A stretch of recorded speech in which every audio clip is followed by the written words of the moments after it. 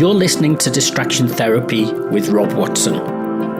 Conversations about how we find meaning in our lives and what it's like to be part of a meta-modern world. Hello, welcome to Distraction Therapy with me, Rob Watson, and today with Ryan Clayton. Hello. Hello. And we're sitting in a coffee shop again in Leicester, and before we've finished one coffee and we've decided that we're going to have another coffee because it's a bit early on a Saturday morning to try and wake up and get the brain into gear to do stuff and think about stuff. Yeah, mine's not working properly this morning. I don't know what it is, but we'll see how things go once we get more caffeinated, I suppose. We usually find some waffle to chat about for an hour. Well, that's usually how podcast works. That's the best way. So, and we just, as we were trying to gear up, we kind of asked the question, what are we going to talk about? Because we don't plan, I haven't planned this. Maybe we should. And any feedback that you want, do let us know. If it's an appropriate mechanism. But we were thinking about, what is it that enables people to tap into or to switch off their control? So what helps you to access those interesting things? So often, Ryan was telling me that, if you go out for a drink with friends, you have a conversation. Anybody listening in who's sober probably thinks it's a load of nonsense, but everybody involved who's kind of slightly inebriated is likely to think they're having the most amazing conversation ever. And artists work under the influence of various narcotics, and people put themselves into a transcendental state. What is it? How does it work for you? Well, I mean, we sit here, don't we, and have a coffee, and that seems to turn something off. But I don't know. I tend to be, like I was telling you earlier, there have been times when I've gone out with some friends, and I haven't always had the most interesting of friends. So I'll sit there and they'll all be having a drink, and then maybe one day, I'm not drinking, and slowly the conversation gets more and more boring. And I think most of the time, it's like in the case of these artists, it's a case of it simply amplifies what's there. It's a case of what you bring to the experience as opposed to what that the alcohol or the drugs or whatever do to you. I think ultimately people that are interesting sober will be interesting under the influence, and people that aren't sometimes can be, but that's more not my often experience in life. Most people who are drunk are really not very interesting at all. So I find there's a line I remember from Stephen. I was reading a book about Stephen Sondheim, and he said to write a song he had to have I think he had a glass of rum or something like that, and because it reduced his inhibition to express some emotionality, some sentimentality, which he said when he's composing. I mean, but this is like a world-renowned composer who knew what he was doing and was kind of genius level. Well, exactly. He'd have probably wrote brilliant stuff without the glass of wine as well. It probably just helped him, like you say, it helped him tap into what was already there.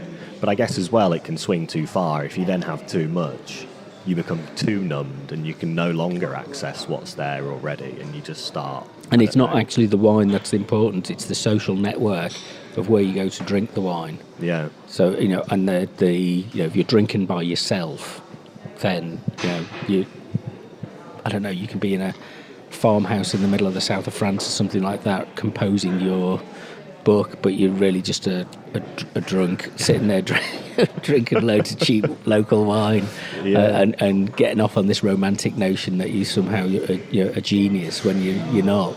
But sometimes that's how these things work, But it's the social network that you're kind of part of, and that reciprocation. So if you're, it's as you say, it's not necessarily the fact that you're having a drink; it's the fact that you're having a drink with certain people and certain types of people who have certain capacity to engage in discussion and conversation. Yeah, exactly. You can be having a drink with interesting friends and you'd still be having an interesting conversation, I think, again. But that, because I suppose depending on the social circle you're in, you're naturally more inclined to talk about different things anyway. I know, with some of my friends, I'm more inclined to talk about,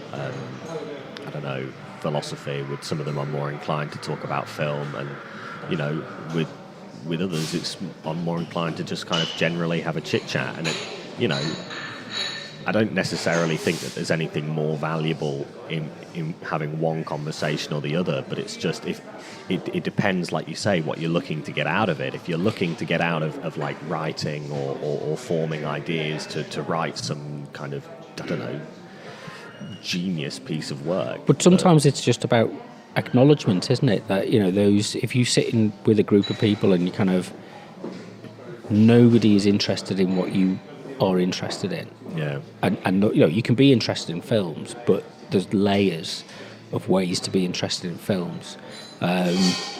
Some of which are, rightfully superficial, to put it that way, and some of which are a bit more analytical, if you like, and go into a bit more depth about how it works. But it's kind of like, at what point does that, are you, what's the word I'm looking for? It's kind of like you're acknowledged for it, you're empowered to speak about the things that you're interested in. And if you don't get that, reciprocation, what do you do in those circumstances? I don't know, to be honest. I suppose it just comes down to how good your friends are, really. Because, I mean, if you're with a group of people that don't really accept or acknowledge the things that you're interested in and that kind of facet of your personality, then what kind of friend are they, really? You can be friends with someone and have totally different interests. I mean, I'm thinking about you and me sitting here now, Rob, the amount of times I've been here on this podcast and gone off on one about Superman or comic books, and I've never once seen your, maybe a little bit, but I've never once seen your eyes glaze over completely. Internally, that is. I've learnt the art of glazing over inside. It's no, but I think for me, it's I've learnt the skill of allowing other people to express what it is that they're interested in, as if it's not the final thing that they're ever going to think about or want to express. Or demonstrate that they're concerned with, or whatever it is. But a lot of the time when you sit and talk to people, it's like a posturing. I mean, I don't move in this kind of, circles that you move in, where, I've gone through that. And, trying to impress people or trying to position yourself within the group, and you do this naturally at different changes at different stages in your life. And appearing to be knowledgeable and I've got less knowledgeable as I've got older.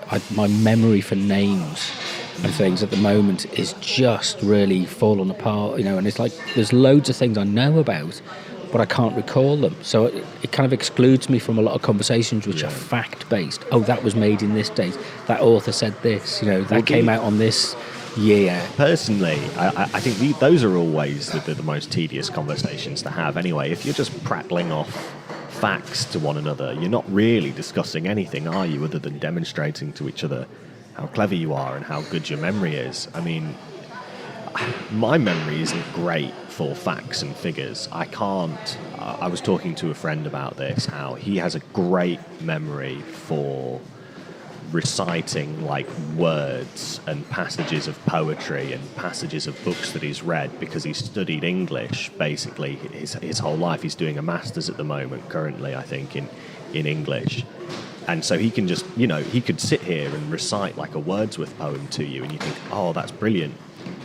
And that, it is impressive, but what's more impressive then is it doesn't stop there. A lot of the time it stops there at reciting a fact, a figure, or a poem. It's then the talking about it and the discussing it and going in a little bit deeper and analysing the thing that I think is ultimately more interesting and more valuable, having those skills to be able to talk about something.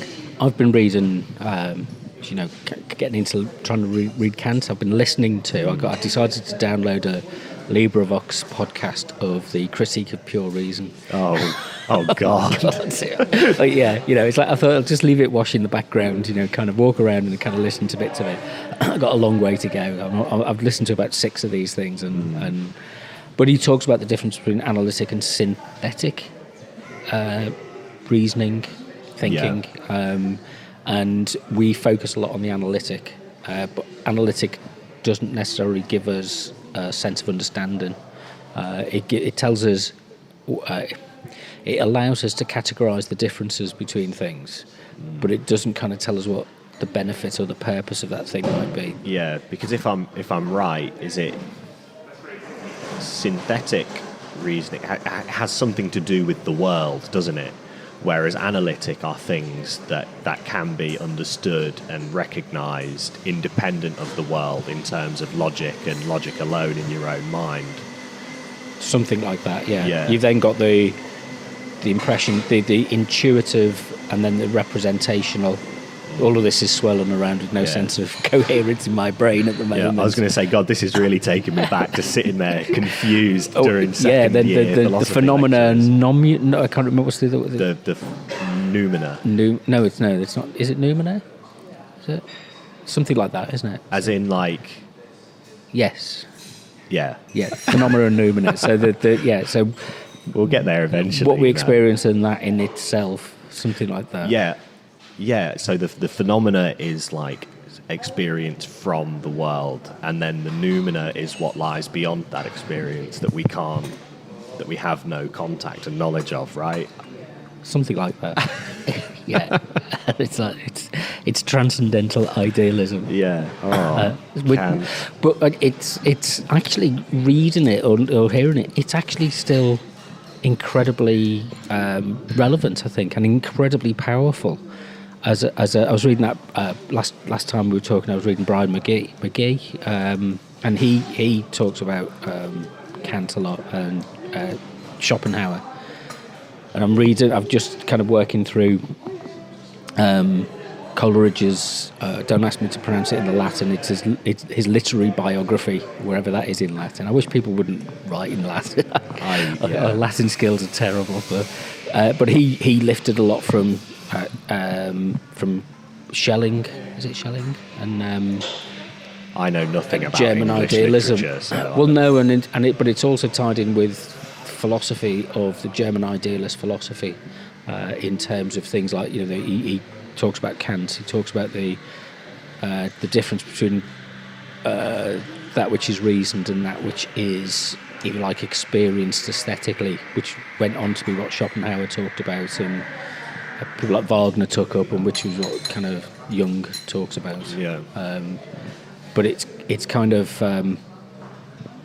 that the kind of difference between talking about things and talking about ideas and intuition. So most people are happy to talk about things because that's the world that we live in. Yeah. But if you go beyond that and think, and I was listening to a really good podcast which I'd recommend, which is Jason Smith, Digital Jung.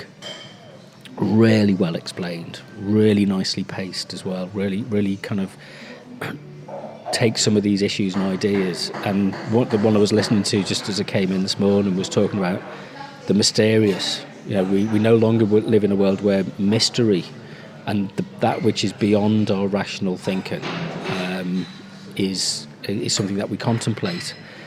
We're very good at categorizing, naming, listing, defining the differences in that kind of materialist, rationalist kind of sense, which kind of maybe we went too far with on one side. But then the other side is the kind of metaphysical sense, and me being a pragmatist, I'm quite dismissive of what metaphysics. I always thought metaphysics was kind of akin to mumbo jumbo. Yeah. But Kant metaphysics actually reads to me, up to a point, quite pragmatic. It's what is defined, what can we know within our human experience? And I was like, oh man, that's essential tenet of pragmatism. You look at William James or somebody like that, or Peirce or somebody like that. It's kind of down to what can we figure out within our own experience. Clearly, the caffeine has changed my state of consciousness. I was just thinking about that. The caffeine's kicked in now. Now we're sitting here talking about bloody Kant. Well, I'm just talking about what's in my mind at the moment. I mean, literally, I walk out the door and it just gets washed away. It's like. Well, thank God we've got a record of these things, then, Rob. You can look back at them and think, "Oh, I am interesting." And that's the interesting thing about those conversations. I think you sit around with a group of friends and you think it's, there's millions and billions of those conversations have gone on. Yeah. And people have these conversations, and it's like kind of, well, it is just like, kind of each time a wave crashes in against a beach and the sand gets moved around. That's all it is, and it's like kind of a process over time of kind of wearing down the rocks.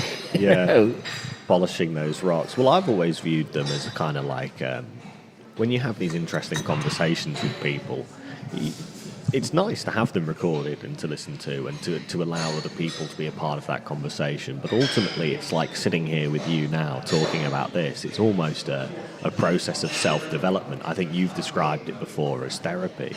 You sit here and you work through the ideas that have been in your head. I mean, we usually meet up every other week, it seems. And so you have these ideas rattling around, and then you can come, sit in a coffee shop, drink an inordinate amount of caffeine and just spray them all over the wall and see what sticks. Yeah, and that used to be that kind of throwing it at the wall and seeing what sticks used to be my way of working. And over time, I've kind of realised that's kind of it's like it's like a bit more of a plan. Yeah. Might have been a bit more helpful rather than thinking, let's just see what works. Hey, let's go with it. It's like, but I suppose over time, if you do it enough, if you work that way enough, you learn what tends to stick. I'm going to drop the metaphor now because it's not helpful.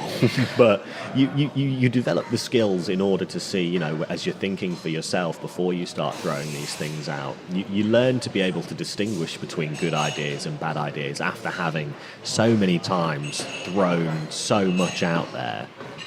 Unfortunately, we live in a world where people aren't interested. Well, so I quite literally that used to be a defining way that I used to work. Let's throw it at the wall and see what sticks. And I used to work on the basis that one day you'll be sitting there throwing stuff at the wall, and somebody will come in and go, "Oh, that's interesting. Can you do one for me?" And you'd go, "How did I do it?" So you've got to pay, you've got to pay some kind of attention to what you do, and you've got to be reflexive about what you're doing. But nobody ever comes into the room and says, "Can you do that for me?" Because they're all off doing it they're using a different method. Yeah. And they've got the instruction kit out from IKEA, and they're building their living room out of all of the kit that they bought, and they're just assembling something. Whereas we're just sitting there going, "Let's just throw it at the wall." Yeah. Well, it's interesting, really, because in a scenario like that where somebody else is tackling the same sort of problem with a different methodology and arguably getting it entirely wrong, and you're sitting there and you're throwing all this stuff at the wall, some of it's probably going to be, crap, but some of it's bound to be good. What you've got to do really is you've got to get out there and instead of throwing it at the wall, start throwing it in people's faces, Rob. Make them. Don't wait for them to come into the room. Walk into their room and start flinging your feces in their face. Well, I'm not sure that might be going in a direction that's slightly less refined than I want to. I can go to Twycross Zoo and stand outside the monkey cage and watch that. So it's. And there's enough of that. We're still talking in metaphor, by the way. We are talking in metaphor. There's enough of that in the world as well. So it's kind of. But what do we learn from that is always the crucial question. And how do we figure out what it is that we're actually. You can't learn from everything that you do sometimes, and the point is not to be sitting here getting the right philosophical analysis and framework in place. The point is to go out and have a meaningful life with meaningful experiences and meaningful interactions with other people, and not to be tortured on your own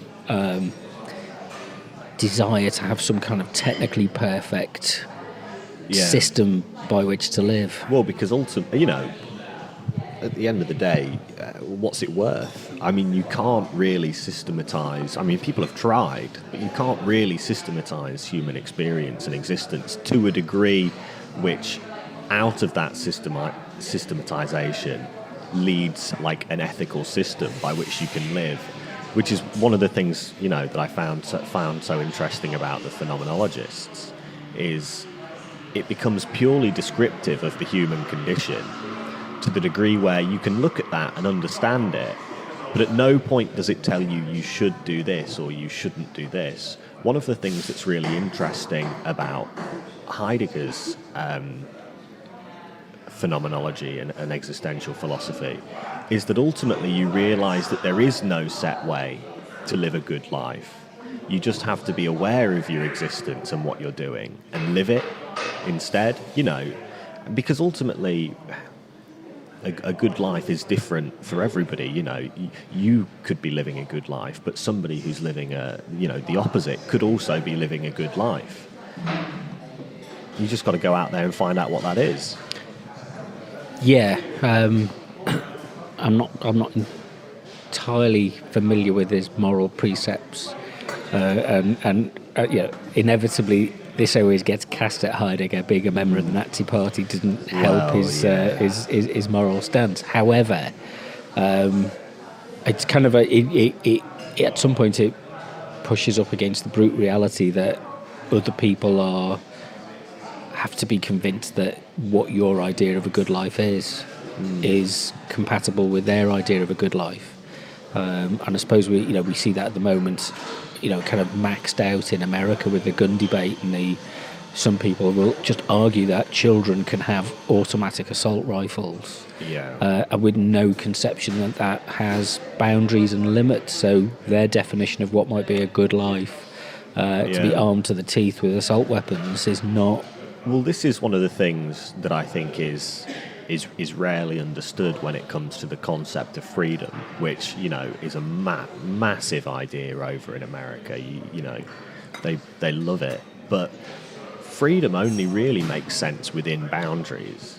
It's like when you're creating any work of art, you can't, we're not God. You can't create something out of nothing. You have to have something to push up against, and it's the same with freedom. Your freedom only makes sense so much as it then comes into contact with somebody else's freedom, and that negotiation of your freedoms to find a way in which you can both live free lives. But that, we get into this.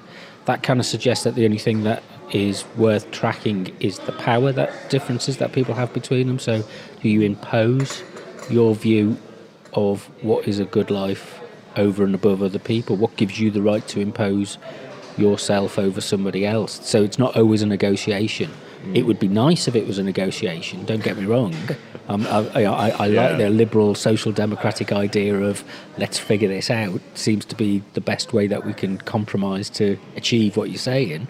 But at the same time, somebody who turns around and says no, I'm going to pick up a weapon to enforce this, then that kind of comes against the brute reality of force and power. Yeah, to be honest, I don't have an answer for you, Rob, sitting here. These kind of questions become very difficult when you start introducing those kind of practical realities. And it's something that I've struggled with a lot. You can sit here and you can understand the theory very well and be able to talk about these things very knowledgeable. But when somebody like yourself then says, all right, but what about the reality? What if you're trying to negotiate your freedom with another man's freedom and that other man has a gun pointed at your head?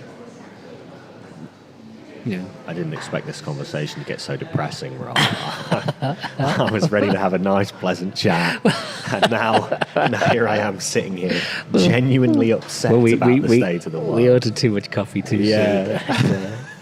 I don't know. It's how often do you get a chance to sit around in a group and look at things in that way and kind of take the consequences, the logical or illogical consequences of what we're proposing and what we're saying, and push it to the point where you start to get a sense of, oh, this can work or this can't work. And I've always liked the idea, I think we're testing ideas. I mean, it's the role of an academic is not to celebrate or to champion ideas, it's to test them. But most of what passes as academic work these days, certainly in the humanities, informed stuff, is a lot of the time it's kind of cheerleading for an idea, and it isn't about testing it. To look at where the boundaries are and where it stops working. A lot of it is about saying it's. I was on a call the other day. We were talking about community radio, and kind of there's an awful lot of confirmation bias that it is this positive experience, it does this and it achieves this and it does, it has this great benefit for people. So, but then they're concerned with the right-wing use of these techniques. If we look at things like, kind of YouTube and right-wing conspiracy theories, so they're using all the same techniques that are used for social empowerment, on the one hand, but on the other hand, they're used against, against kind of an inclusive society. They're arguing for almost a fascistic kind of view. And it's like, but they're the same techniques, same processes. Yeah. Well, I suppose, at the end of the day, these things, there needs to be a distinction drawn between, a tool, something like community radio or YouTube or whatever, has no, what's the word I'm looking for? Moral or ideological value. It's a tool. It's only as good or as useful or as ethical or moral as the person whose hands that it's in. And you can argue for its utility, sure, but then that utility swings the other way as well. Like you say, you or somebody else could be doing great work, really valued, intellectually or politically using that tool, and then somebody else can come along and think, well, actually, this tool looks more like a hammer, and I'm going to come over here and beat your brains in with it. Yeah, more like a weapon than a hammer. Exactly, yeah. Yeah. It's that's good. The question comes to mind. Where do you sit on teleology? That's a new word on me, Rob. Oh well, I was reading. I got a copy of the Upanishads. Is that the right way to pronounce it? The Hindu book of kind of proverbs and things. I wish I knew. I don't, I'm afraid. Okay. This is one area I'm ignorant So in. this is where I am really ignorant as well. Yeah. But I started to venture into this. So I picked up a copy and I'm working through it slowly. And one of the things it talked about is it kind of uses the metaphor of transcendence and transformation. And we've talked before about the dialectic being that kind of conflict of Hegelian conflict of forces, antithesis and synthesis, thesis and antithesis. Whereas this actually proposes, it says, look at it says butter. When does milk or cream become butter? What's the transcendent force that is applied to milk that turns it into butter, or the ingredients that you have for bread, flour, water, and yeast, that turns it into bread? And there's this something Jung talks about, which is about it's a teleological process. So a seed, an acorn becomes an oak tree. Oh, okay, right. So it's teleological because the end is inherent in the origins, in the beginning of the process. So it needs a process of application and transformation. Yeah. So the symbolic application of, I don't know, when you're making bread, it's like you have to go through a number of processes of mixing, kneading, proving, heating before it becomes bread. And each one of those stages of processes, you can't define at which point it then becomes bread. It's a continuous process of change. Yeah. Rather than it being the result of, if you like, you can analyse it this way. So it's a synthetic process rather than an analytical process, where you can say each stage, when does it become bread? So, when does butter become butter? There's a point where it almost imperceptibly it turns from one substance into another substance. And we often think, because we think in a cause and effect way, kind of Cartesian, Newtonian kind of way of thinking, is that we think that if we do X, we will get Y, and that there is somehow a transformation of this thing into this. Well, it's not. There's another way of thinking about it, and I'm explaining it really badly. No, I'll admit, I do. I know what you mean now. You've unlocked something in my brain from all of those philosophy classes. It was the pronunciation that threw me a little bit. It's correct, I think mate. it's teleological, is it Okay. not? Do you say TV or television or television? Television. I'm going to start Telescope. now. Yeah. Truth is, I don't know, because I don't know. I remember sitting in classes not being convinced, but for the life of me cannot remember why not now. This can be a jumping off point for our conversation next week, after I've gone You've done some research. After I've figured it out and thought it through a bit more, yeah. So what holds you back from, can you remember what it was that didn't convince you about it? This is what we love on a podcast, is dead air. What we like is the point where somebody says, I'm at the boundary of what I'm thinking about. I don't know, to be honest. I wish I could remember. I wish I could remember what.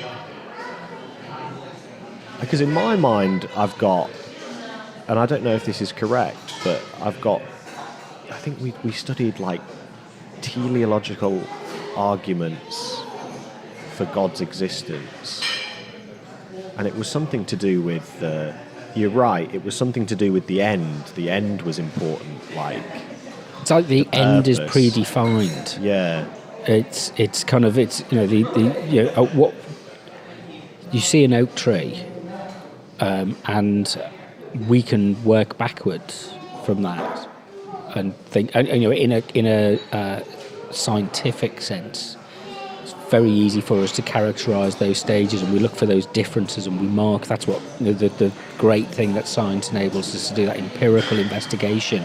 Stages and differences, and the branches, you know, metaphorically, but the branches of knowledge, you know, are go in many directions, and we can get down to some very fine detail at, you know, a molecular level now. But at the same time, you know, other than, if you like, a Dawkins type rationalist of saying, well, that's just the genetic code that brings it into being, it kind of reduces the mystery and the meaning and the beauty and the contemplation that we get from understanding how this came about. I don't know. I think it's more of and that's the metaphysics argument. Puts it into metaphysics, doesn't it? Yeah, exactly. That's what I think is one of the things I find unconvincing about talks of like a purpose or an end in that teleological sense altogether. But mainly that might just be years and years of existentialist brainwashing and the idea of like and a total skepticism towards metaphysics in general, and because it always feels like an abstraction from what's there. To be fair, to swing that hammer the other way, in the same way that you know, the scientific approach to discussing something like bread, you know, at what point does it become bread, or feels like an abstraction as well. You focus less on what's there and more on where it's going or how it's happening when you come at it with these kind of scientific precepts and understandings of the way the world works. It misses something out which is human and meaningful. Yes, yeah. And it just becomes purely descriptive, logical description, and characterization, which you can weigh and describe using lots of numbers and things like that. Whereas that doesn't give you any sense of what the pleasure and joy of smelling freshly baked bread is like. Yeah, or the significance and the symbolism of bread either, like as sustenance, as something to be enjoyed, both in the sense of like when you're eating it, and also in the sense that it's something that keeps you living. There's what does existentialism tell us about the symbolic?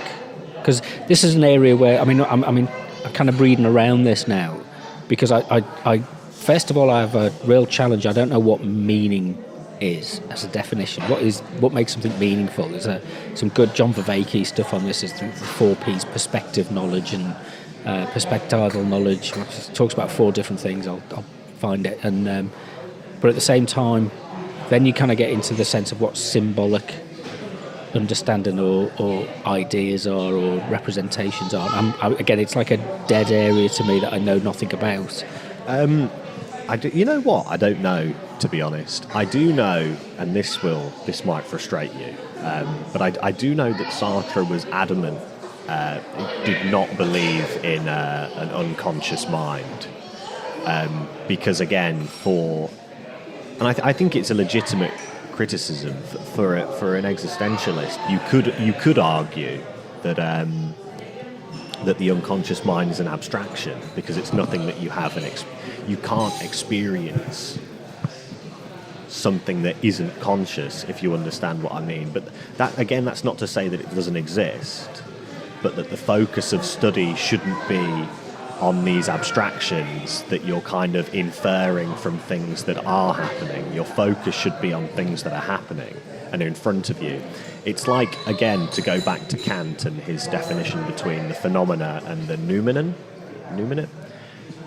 And I think this is ultimately where, continental philosophy proper, as it's now known, starts to develop, because it's you look at something like the noumenon and you say, well, if we can't know this, why are we spending so much time trying to get there? Shouldn't we be focusing on the phenomenon and what is in front of us?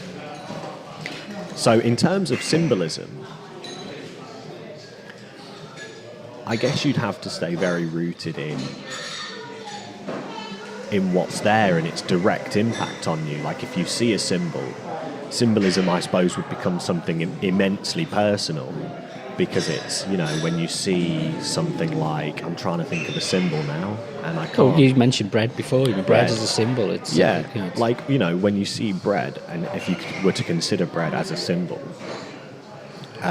you'd see a drawing of bread, for example. What is it that comes to mind? Breaking of bread. Yeah. Communing over bread, over a meal. Well, because for me, it's very ritualistic. You get a meal, and people say, "Where's the bread?" at the beginning of a meal. Yeah, I always think of bread. Always sums up feelings of family and care, because my grandma would always make her own bread, and it would always be served, and it'd be one of the, because nobody, my grandma and granddad didn't like the crust, so it'd be always, I'd go round and they'd say, oh, we've just made some bread, here's the... I'd learnt the other week that there's a class element to upper crust. Comes from the burnt part of the bread at the bottom was given to the peasants.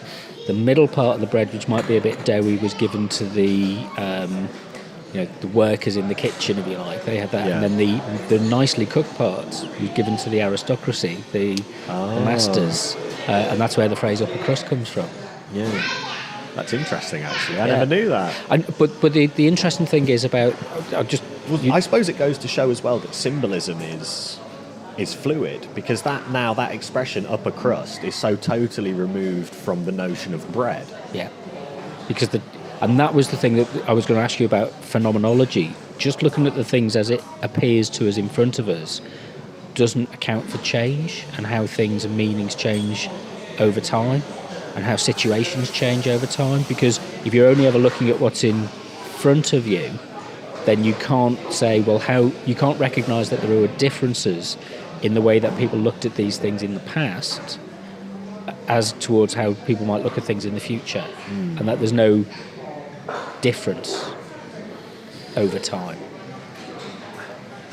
I don't know, to be honest. I suppose you can experience change, can't you? You can experience things, not on that kind of, macro level, but on a more personal, micro level, you can experience how, let's say when you're young, one thing means something to you, and then as you grow up, you can see the meaning of that thing change and evolve and develop and potentially be discarded.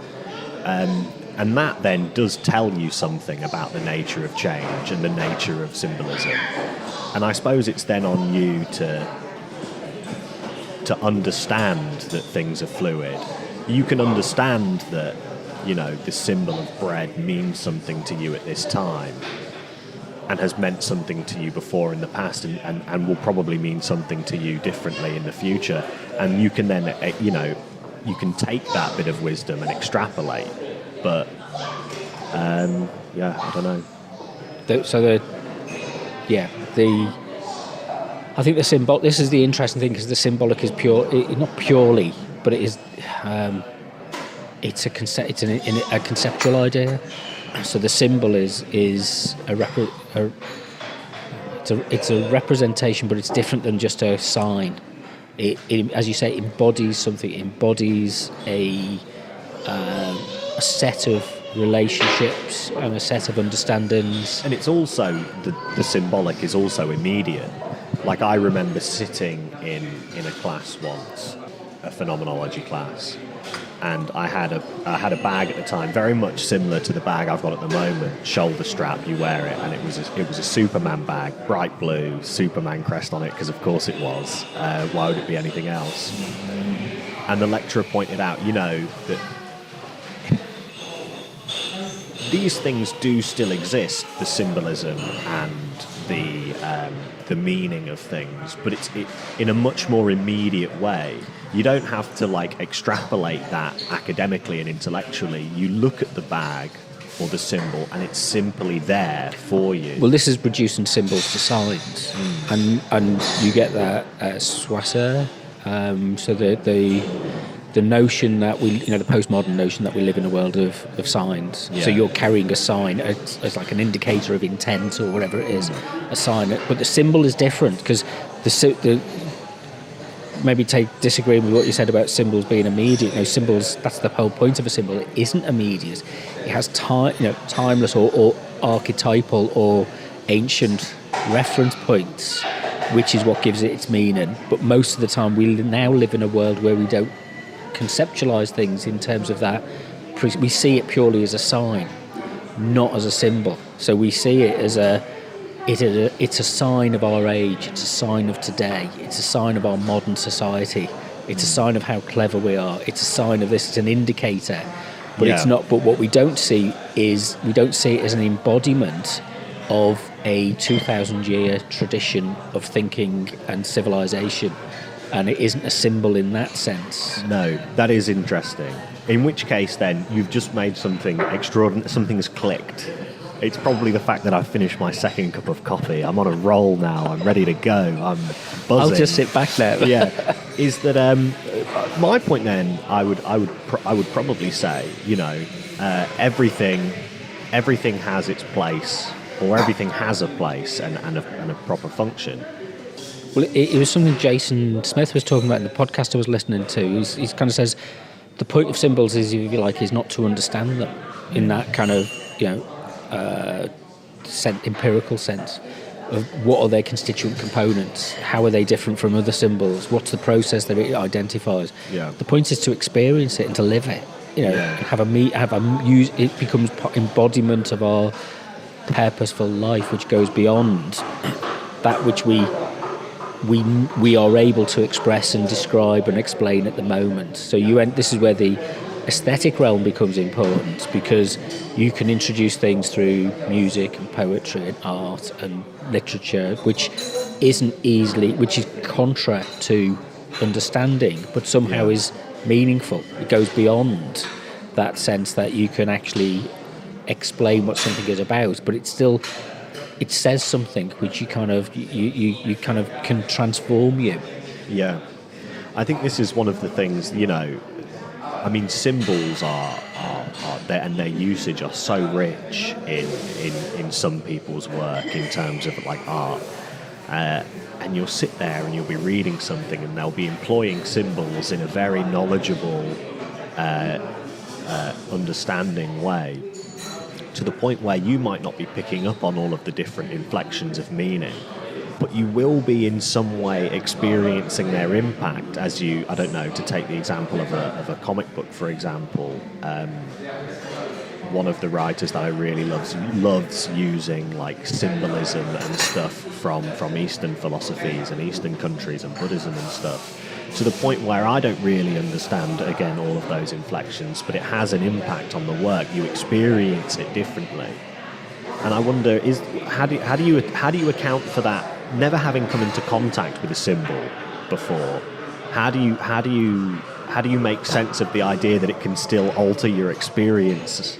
Well, in a way that's in line with the symbol. And this is the conundrum about turning milk into butter or flour into bread. It is that element of the symbol does the work, but we are what the symbol works on. This is Jung's way of explaining it, but we are in contact with symbolic all the time. We're not. It's not something that we discuss, or we have a framework in which we're in Western society, parts of Western society. But you can go back. Western society does have symbolic structures. And it's still, hence the conversations we've had about the relevance of superheroes and all the rest of it. They're still deeply, and these archetypal symbols keep recurring. So we are in contact with it. We just kind of don't want to talk about it. Yeah. Because it kind of goes beyond what is publicly acceptable in terms of rational thinking. And it kind of says, but if anybody's an advocate for intelligent thinking, it's Einstein. But his acknowledgement that the intuition and the unconscious are not given their due relevance. There's a really good quote from him where he says, it's the rationality is the hand servant, but the prince is something like that, is intuition. Yeah. And we don't pay enough attention to that because we particularly live in a world that likes to mark these things out, mark the progress out in advance. What are the stages that you're going to go through of your development? It's X plus Y plus Z plus this, and you have to kind of almost demonstrate that you're able to go through those things. And what that's devoid of is any kind of sense of thinking about what the transformative, transcendental process is that changes people, and that's expressed through the symbolic. And that over 1,000 years it changes, and there's the idea of changing from the Piscean age to the age of Aquarius, and that there's this talk about I don't know. It's like I have no idea. No, neither have I. But it's just the idea that our consciousness is something which is in transformation.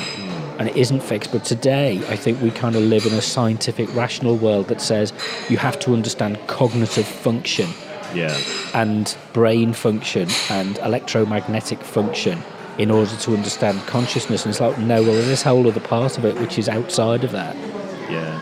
So, well, you can never really. This is one of the things that's been one of my massive bugbears. You just can't understand consciousness and experience and the mind proper from a scientific perspective. You can understand the brain and how the brain functions, but there's a what's the word I'm looking for? There's a emergence.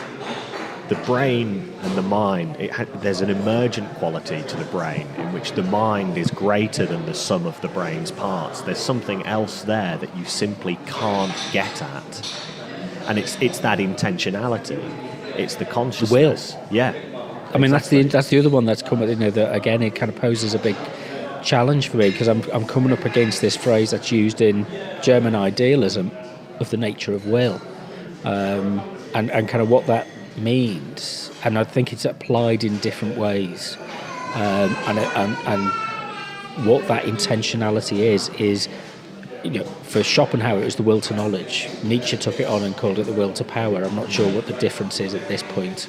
I'm kind of not so fussed about, we talked about power before, so you can see how important it can be, but I'm also thinking in terms of actually it is about knowledge, it's about understanding, and it's about reflection, and it's about learning about the limits of your own consciousness, but also the infinite potential of our consciousness. That's the thing from German idealism that I'm getting from it, is that, and what Kant talks about is our potential is infinite. We can think anything, absolutely anything. However, we're bounded by our experience, which is always limited. But as we think these new things and our experience catches up, we launch satellites which can look at the deepest depths of the galaxy, of the universe, and trace it back to the origins of the universe. And that comes from somebody sitting down with a piece of paper and a pencil and putting some maths together. And thinking how, what is, and asking a question from a prison cell. And then, 200 years later, we're staring into the origins of the universe. And it's like, isn't that's remarkable? Yeah, it's really incredible. And that's why it's frustrating that, kind of so much of it can be thrown away. So much of this, of what is kind of humanly possible and humanly valuable, just gets washed up. Like now, I think the good analogy is like plastic in the ocean, polluting the ocean.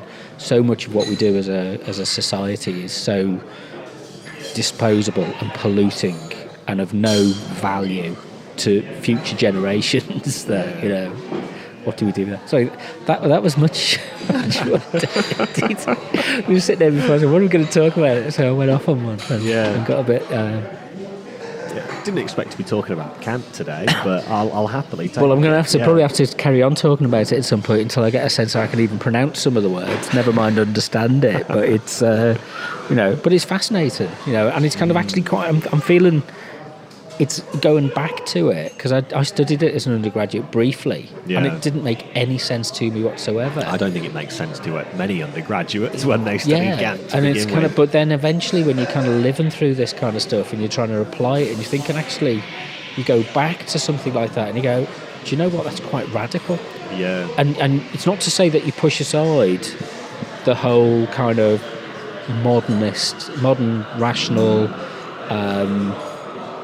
what's the word? Because rational is almost becoming a dirty word, and it's a danger that rationalism is incredibly valuable and important. Instrumentalism is important, but it's also just creating that bit of space to say that we need to have that humility to have conversations about things that we don't understand or that we don't know what's going on. Yeah. Now we've got like 2 minutes to talk about popular culture and movies and. Which is what our intention was when we met. Yeah. Oh, you can start. What have you been watching or reading recently in terms of, mind-numbing distraction, entertainment? Kenobi on Disney, which is a bit disappointing, actually. In what sense? I feel it's just a bit like done by numbers in a way. Yeah. I just don't feel it. It's like kind of... Well, these things are increasingly more and more done for like very cynical mercenary motivations. I mean, it's almost entirely like, the premise, we've talked about it before, the premise is interesting of telling a story in that period of the Star Wars universe, but to focus it so solely around, Obi-Wan Kenobi, because it's a bankable character, isn't it? People love... Now, the kids that watched those films when they were very young have now grown up and have lots of money to spend on these kind of things. But it's like kind of mining the same thing over and over again without really going into... there's some interesting components of it, and I think what they initially did with it was the first script that they did was very depressing. I think if they'd have stuck with that, it might have been a bit more interesting, because it's become a kind of... It's a bit too lightweight, and it's a bit too... I mean, maybe that's what it should always be. Maybe I'm asking too much of it, but it's like, I just, the episode ends and you kind of go, right, okay, I've not really learnt anything new about anybody here. It's just a replay. Yeah. It's like and maybe that's the mode that you have to think through these days. Endless replays, like gaming. Endless replays. You revisit, you replay, you revisit, you replay. That might be a different mode, a different existential mode that people will come with in the future. Serial storytelling is in decline, and what you get is this highly repetitive games-based storytelling where endless variations of the same thing can be enacted. Yeah, it's quite depressing, really. Well, no, it could be really exciting because it takes it along. Probably revisits paths and ways of telling stories that have been different symbols that have not been accessed for a while. I suppose there's a correct way of coming into that circle of endless replayability, isn't there? In which you can do it in a way that every time you repeat the same, there's a different inflection of meaning upon that story. Okay, totally failing to think of any examples. Well, I mean, operas are replayed and reperformed. Mozart and Puccini and Wagner and everything. They're just replayed and reperformed, and people put a different inflection on them. So it's nothing different from that. I suppose the difference is, with something like that, you're putting different inflections upon something that was so rich with meaning to begin with. But Star Wars, to begin with, was a replay of the meaning and the tropes and everything of older 50s science fiction and stuff like that. So what you're getting now is almost this weird, like, replay of a replay. And it keeps going round and round till, all of the interesting parts are slowly being sanded away. So there's a process of emergence. Something is in emergence from this, which we're not quite sure, and it's got to play out.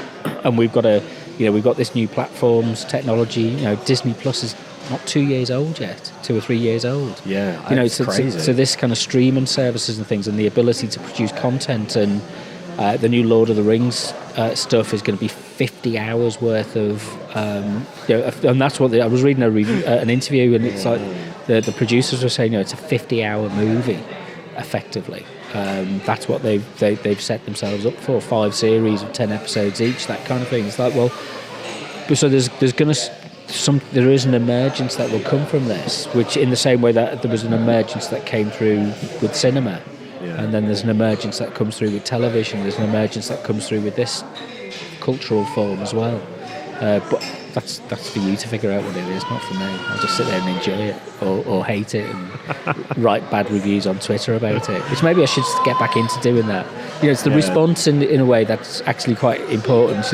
All the fans and the tip. There's a lot of articles that get written about the fan reactions to things, and this goes back to Henry Jenkins and this kind of participative media culture where fandom becomes more important than the media itself. Well, it's strange as well, because it's almost like watching the show is almost only part of the experience, because now on social media and online, you've almost got this open dialogue between the initial work, the fans, the creator of that work, and then the fans again, in a way that is much more immediate than it used to be. So I'm thinking currently the only example I've got to mind is the current run of Superman comics, because of course it is, in which basically Superman goes and does a space invasion of Iraq to free the burdened slaves of an alien civilization as a symbol of American hope and freedom. And it's very strange. But you then have that story occur. You have the fan reaction pointing out the similarities between what's going on in this Superman story as an idealized version of what was supposed to happen in Iraq. And you then have the creator come along and say, I was and currently am in the army and have had a military background, but this is in no way a science fiction exploration of American exceptionalism. Well, it's interesting is that democratization of the culture, the ability for people to have a voice. Now, if you went back to the 18th, 19th century and sat in a church and listened to a preacher, somebody at the pulpit, your voice wouldn't have mattered. Now, we have the capacity and the technology for people to be that, to do that, to present their alternative. I mean, even to the point now where Fox News is presenting its alternative reality of the inquiry. I mean, it's new, and I've not looked a lot at it at the moment. But the inquiry into the 6th of January riots in. Right. I know that it's going on, but I don't know anything about it. Yeah, but you've got these kind of proliferation of alternative platforms for engagement, conversation, discussion, or just pushing out bile or wherever it is. It's not necessarily considered reasoning and rational discussion, but hey ho, that's life. So right, okay. What time is it? 3 minutes over. So that's fine. Yeah, so I'll trim a little bit out. Yeah. I haven't even talked about what comic books I've been reading. So brilliant. Great. Well, we can do that next time. Yeah, next time. So you start off the topic of conversation next time. Come armed with something. Don't leave it to me. So, what's the best way for people to get in contact with you? I'm on Twitter at Clayton Comics with an X instead of a C and an S. And I'm on Twitter and Instagram at Rob W Media. So thanks very much to everybody at Sound Art and Leicester Community Radio. And for Sound Art listeners, we'll hear you back again hopefully in September. So have a nice summer. You've been listening to Distraction Therapy with me, Rob Watson. Find out more at robwatsonmedia.net or follow me on Instagram and Twitter at RobWMedia.